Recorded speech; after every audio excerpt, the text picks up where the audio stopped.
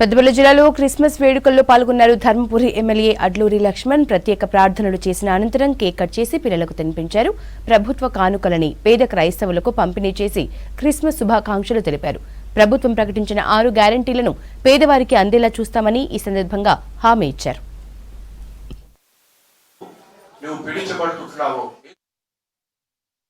ఆ రోజు రాష్ట్ర ముఖ్యమంత్రి మా రేవంత్ రెడ్డి గారు ఏదైతే తెలంగాణ రాష్ట్రం ఉన్నటువంటి అందరి అధికారులతోని ఏదైతే బిషప్స్తోని ఆ రోజు ఇచ్చిన మాట ప్రతి కుటుంబానికి పేదవాళ్ళకు రేషన్ కార్డు లేని వారు రేషన్ కార్డు ఇవ్వడం కానీ, ఇల్లు లేని వాళ్ళకి ఇంద్రమ్మ ఇల్లు ఇవ్వడం కానీ, అదేవిధంగా వారికి అన్ని విధాల అండగా ఉండే విధంగా 6 గ్యారంటీ పథకాలు ప్రతి ఒక్క పేదవాళ్లకు అందే విధంగా ప్రతి క్రైస్తవ సోదరులకు కానీ, హిందూ సోదరులకు కానీ, మైనార్టీ సోదరులకు కానీ, అదేవిధంగా ఇంకా ఇతర వర్గాల సంబంధించిన అన్ని ప్రజలకు అండగా ఉండే విధంగా ఈ రాష్ట్రాన్ని మా ముఖ్యమంత్రి గారు ముందుకు తీసుకున్నటువంటి భాగంలో శాసనసభ్యుడిగా నేను ఎవరికైనా కూడా ఏ అధికారి చుట్టూ తిరగాల్సిన అవసరం లేదు, ఏ ఆఫీస్ చుట్టూ తిరగాల్సిన అవసరం లేదు.